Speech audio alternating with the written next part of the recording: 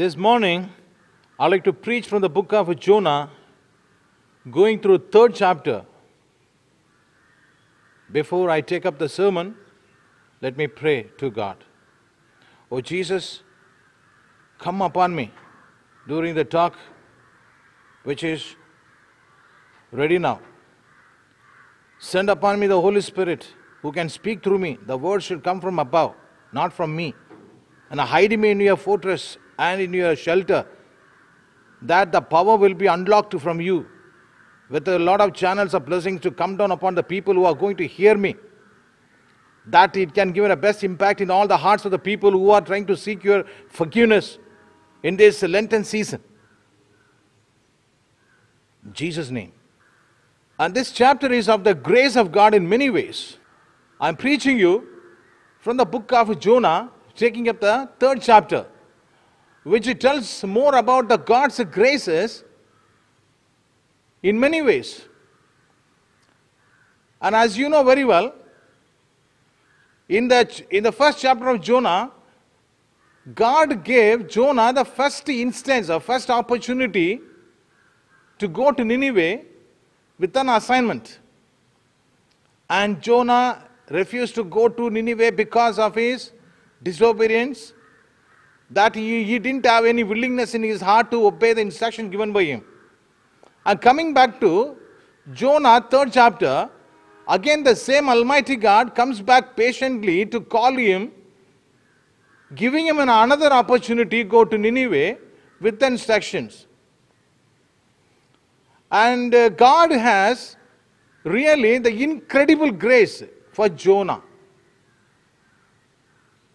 When we look into the plan of God, He has ultimately the definite plan for only Jonah with an assignment to go to Nineveh to preach against it. He could have sent somebody in place of Jonah and fulfilled His plan by sending somebody to Nineveh to preach the same message what he had in his mind. But as you know very well, our God is a very patient God, and He doesn't change His plans often.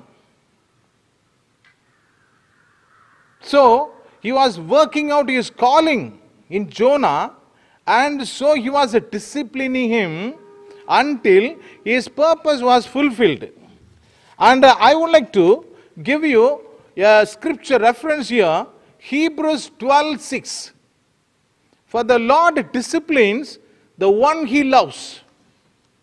So this is the very reference which gives you an idea about the God who disciplines those people He loves. So He will not discipline the people who are not in His calling. Again, going back to Proverbs 3:12. Because the Lord disciplines those He loves. As a father, the son He delights in. So it's a very wonderful thing to observe the greatness and goodness of God, that He has some people selected and elected for a divine mission to be fulfilled in the particular field where He wants some breakthrough to come in, especially in the city of Nineveh. And He has selected definitely the prophet of God, that is Jonah, to execute the plan. But Jonah was not so ready to go to Nineveh in the first chapter. But he did not lose a heart in his mind. That is, God did not lose the hope in his mind, because God is the powerful God. He knows what is going to happen in the mind of Jonah in the third chapter. So he came back once again with the very word of God that spoke to him and ordered him to go to Nineveh. And I would like to tell you more about the second chapter, what had happened to Jonah.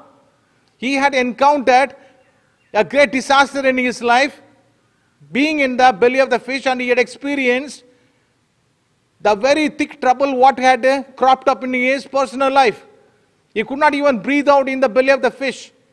He could not even understand the means for his survival. So he repented, and ultimately he cried to God, looking toward the holy temple at Jerusalem, as he said in the second chapter, and God was pleased with his complete transformation. which had taken place in his mind and in his heart, and he came forward to tell God that he had repented. And that was the time God released him from the belly of the fish, commanding the very fish what he had created out of his pure plan. So we had seen all these things in the second chapter, and now we are focusing upon the third chapter, where God is showering upon him his ample graces in one's life. His ample graces for Jonah especially. Similarly, he has a great many graces for each one of us who are listening to me, and we can understand through this particular incident what is going on in this third chapter, how he reacts to his calling, and we see right now. So he had obeyed the calling of God due to the particular incident what had taken place in his life, and now he is humbled himself. Now he is more obedient. In the first chapter, he went on his own will, neglecting the instructions of God, and went in the opposite direction. But in the third chapter, he went on God's will, blindly, without telling anything against him, and he had gone to Nineveh. So it is the thing you would like to see here. Jonah openly demonstrates, where in Jonah 1 is the reluctance, but just the opposite in the third chapter, there is no reluctance shown by him in the eyes of God. So he obeys the word of God and goes to Nineveh in much obedience after he repented for his sin of disobedience. So as I keep telling all these things repeatedly, because it should touch your heart today, just a man of God, the prophet of God, so who has acted differently, showing his disobedience to God, what he had experienced, the chaotic condition in his own life, and he had come to realize the folly of what he had done against God. But in no moment, God has not spared him in the second chapter, where he wanted to discipline him. So when someone does not come to obey his calling, the disciplinary action comes to the one. This is where I want to give you the very caution. Whoever listens to me as if God is talking to someone, and who have been entrusted with some responsibilities to do something in your ministry, something in your church developments, and you are going out of his presence, and you are very reluctant to take up the very responsibility or the assignment given by God. But God is not going to leave you just like that. This is one symbolic way of giving you in the form of the story given in the book of Jonah. So he is calling you indirectly with the very point of his plan which has been revealed to Jonah. So let your hearts be very alert today to listen to what God is speaking through me, not I am speaking to you. The time you obey God, the anointing will take place in your life, and you can be the great blessing to so many people, and they will become a blessing to so many people. It will just like the chain of reaction that will go on and on in the Christian life. So we just try to come out with the very point of being faithful to God, in obeying the calling of God. And he is a very patient God. Because I want to linger on this particular thing repeatedly. I'm not going to run into each line very fast.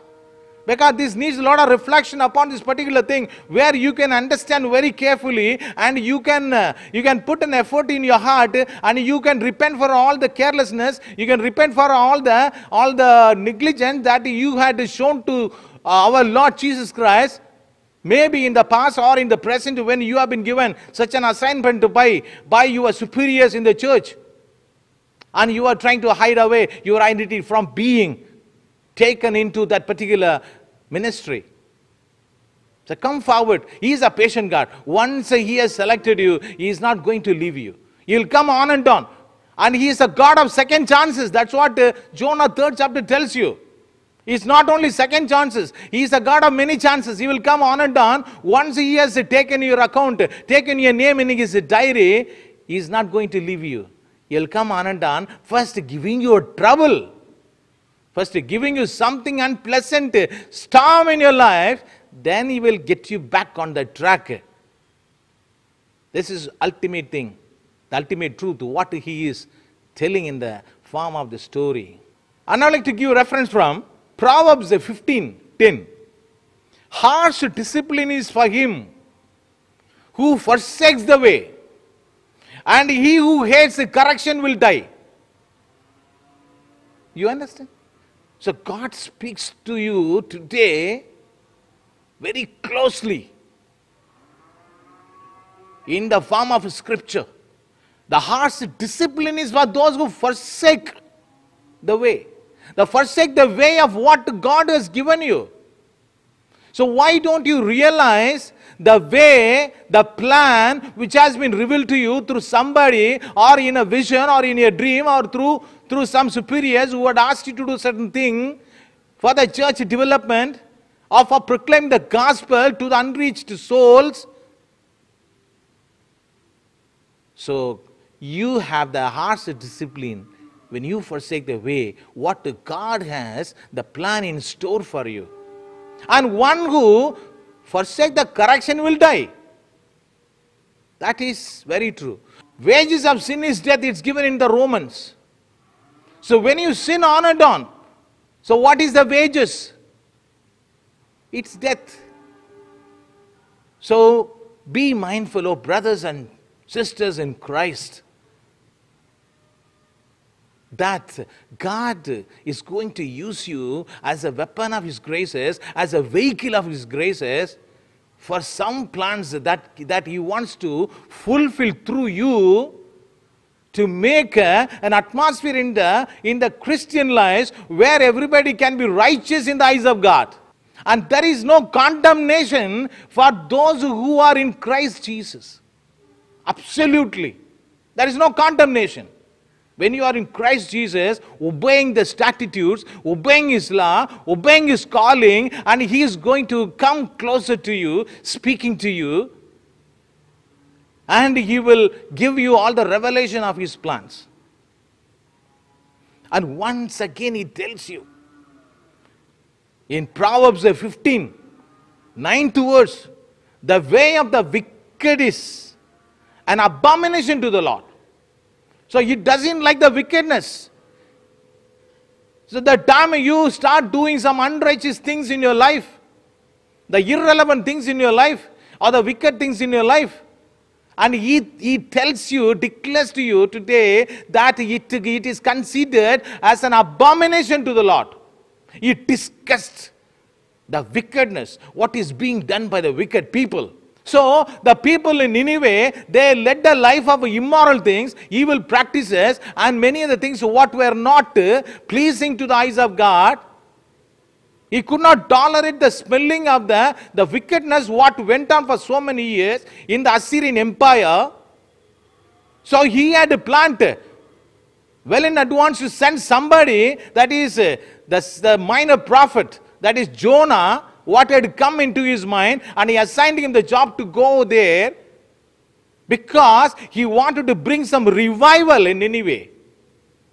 Because in his eyes, there is a number of 120,000 people living in the city of Nineveh, which is the most dominating in the population among all other cities in the Assyrian Empire. So he came to seek the sinners. He did not come to call the righteous. That's what the scripture says. Righteous are always righteous in the eyes of God. God came as a righteous man to save the unrighteous. So this is where God tells you right away, the way of the wickedness is an abomination to the Lord. And it is very clear, secret sins. When you do certain secret sins, and secret services which are not relevant to the eyes of God. Everything comes under his attention. Everything comes under his eyes, because his eyes are like a radar.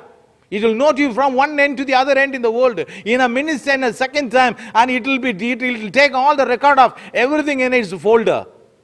And here in the book of Jonah, we are told another thing very clearly, that like Jonah, we must preach the gospel to one another in our neighborhood, in our vicinity, in our local town, where so many people not have yet heard about the name of Jesus. This is one real thing which he is talking to us today.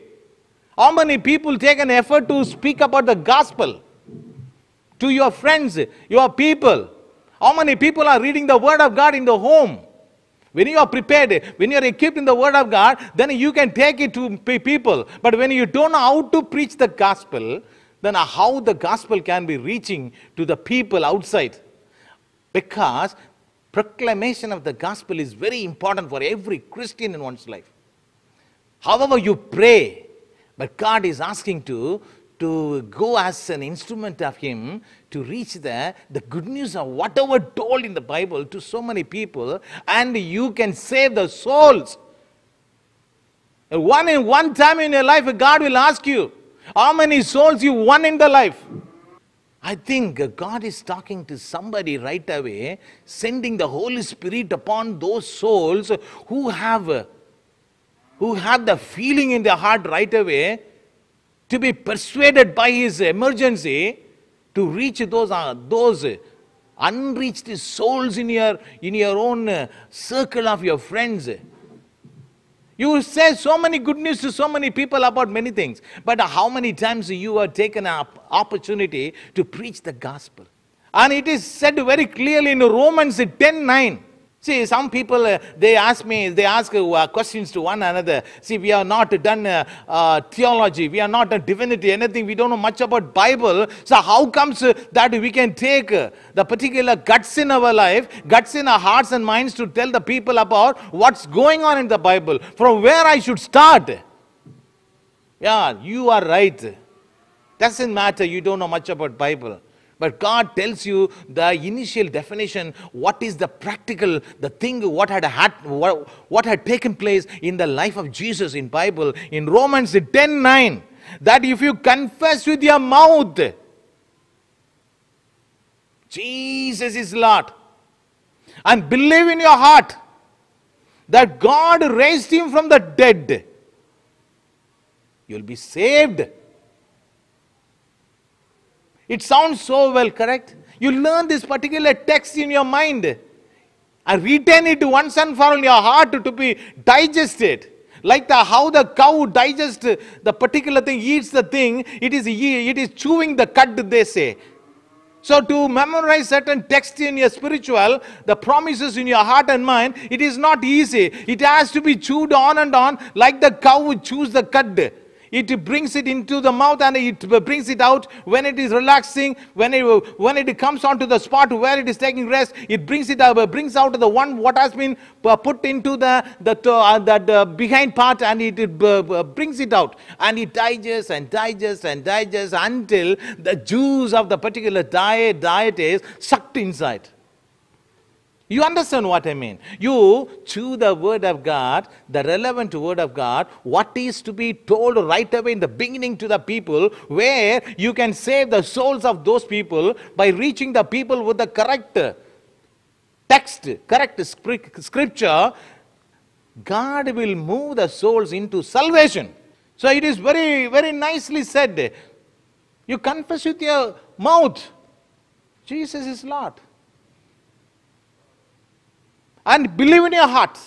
It is not that you say Jesus is Lord, but you don't believe in your heart, nothing is going to take place. The time you proclaim the gospel to people, there is no action taking place in the heart of the unbeliever, the non-Christians. And you say, God has raised him from the dead. This is one thing which stands apart from all other religions in the world. There was no God like Christ who has been raised from the dead. So very practically, we are very proud of having Jesus in our life, who has gone out of the grave after 3 days and he has risen. The resurrection of Jesus stands exempted from all other religious views, and we are really proud to be the Christians, and we take our Jesus as the Lord and have an approach. So from today, God is touching your soul. God is asking each one of you to get the gospel to people and say something about Jesus, that Jesus is the God and who has come in the human form, and he is here to help you out in your day-to-day life, and he is here to take away all the darkness in your life. He is here to take away all the sorrows in your life. In each family you find so many sorrows are occupied. So many tragic incidents that are happening in one's life. You take the gospel to them and make them understand the real translation of what has been said in each line. You examine it, you study it, and go to people, and God is going to make you a blessing to so many people who will bless it in return of your preaching. The grace has been given to you by reading it out every day. But why not to use the graces given by God, given by Jesus, to proclaim the gospel to people? The grace has been given to Jonah here. That's what I want to come to this point. Jonah has been given the ample graces. Because of the graces, he has been given a second chance to go to Nineveh. When God shows you the graces in your life, you have something from God, definitely. But when God does not show any graces in your life, he is silent in your life. How much you wake up your conscience, wake up your heart to come with some petitions, some prayer requests, God is silent in times of your emergency, and you blame God for listening to you. When grace is not there in your life, things are going contrary, or things are not taking place correctly in your life. But Jonah was full of graces. That is why God was upon him, and he patiently waited for him, giving him a disciplinary action. When father does not discipline the child, what will happen? You tell me. In your home, you are not disciplining your child, and you give all the freedom to your child, and you make it the very pleasing attitude from your side. Maybe the child will go through certain tribulations, certain disaster in his life. Spare the rod, spoil the child. Scripture says.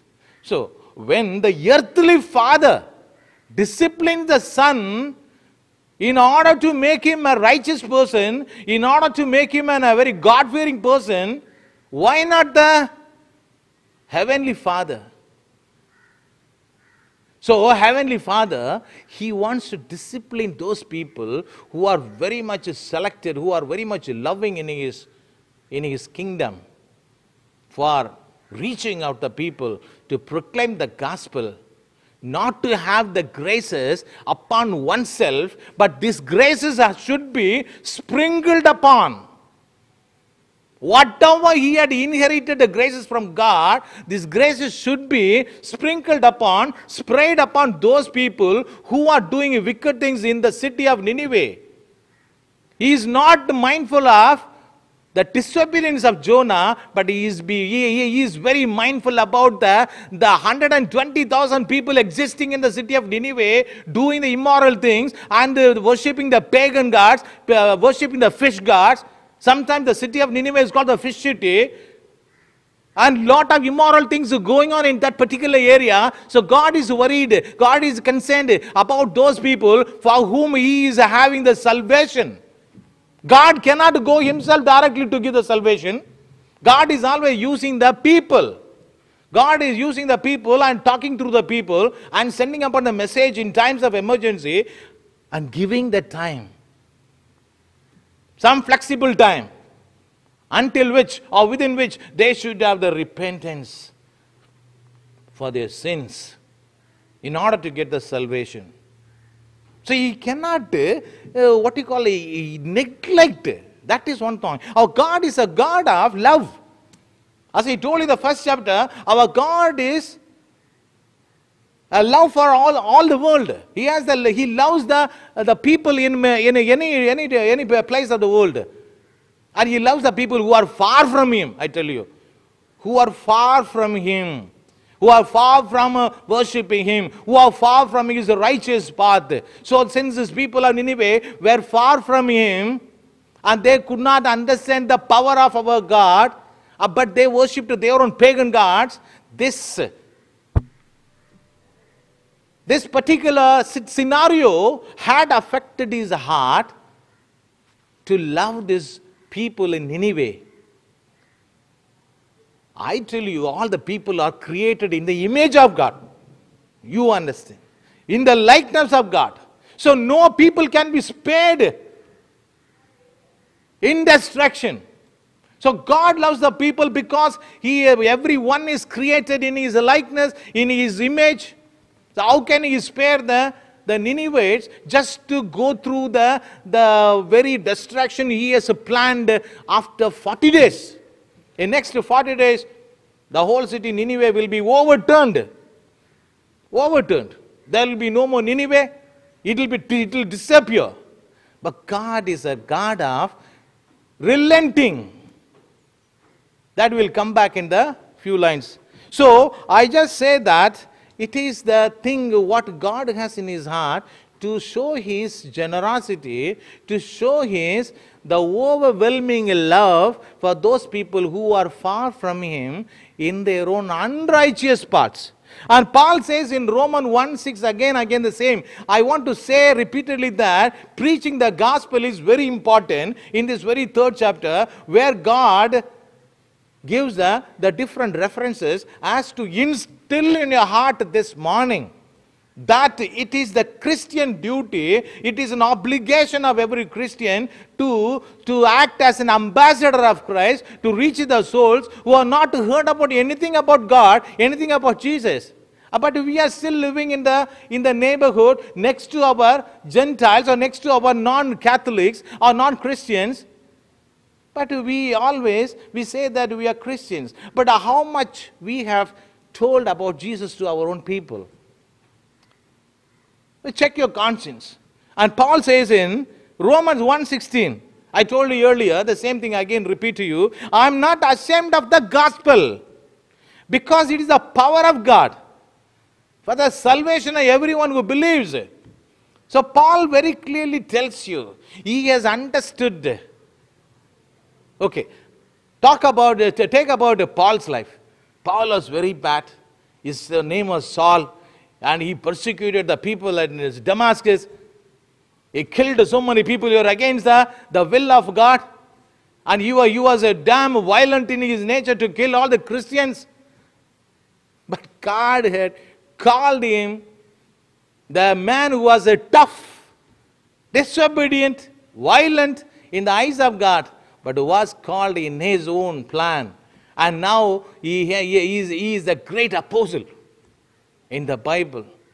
And he writes in his details to Romans, he says, I am not ashamed of the gospel. Why are you ashamed? When you take the Bible in your hand, the power of God is there in you. How many people are having the Bibles in your hand openly that anybody can see you reading the Bible? So, first thing is, we should not be ashamed of the gospel. And second thought, what he says again in Romans 1:6, because it is the power of God. So when you read the Bible, when you read the lines, when you examine the lines in between, the voice of God is speaking to you. The voice of God will speak to you, and it will give you a lot of solution to all your predicaments you are facing day to day. It is not a magic. It is a revelation of God put in the form of biblical verses. And when you see through the words, when you examine through the verses one by one, the Spirit of God will walk in your heart and will touch you. And it will give you the timely counseling, the timely advices to achieve what you can do in your life, to grab the chances, whatever you have well in advance to focus upon. And it is the power of God for the salvation of everyone who believes. So God right away tells you that He has salvation for everyone. Whoever believes in the gospel. What should we believe? Jesus is the Lord. Okay? And he says that, we had seen earlier, I told you in that particular thing. So Jesus is the Lord, and God raised Him from the dead. And you should believe that. Jesus is the Lord, you should say. And next thing, God raised Him from the dead through resurrection. This, when you believe in your heart, the salvation is taking place.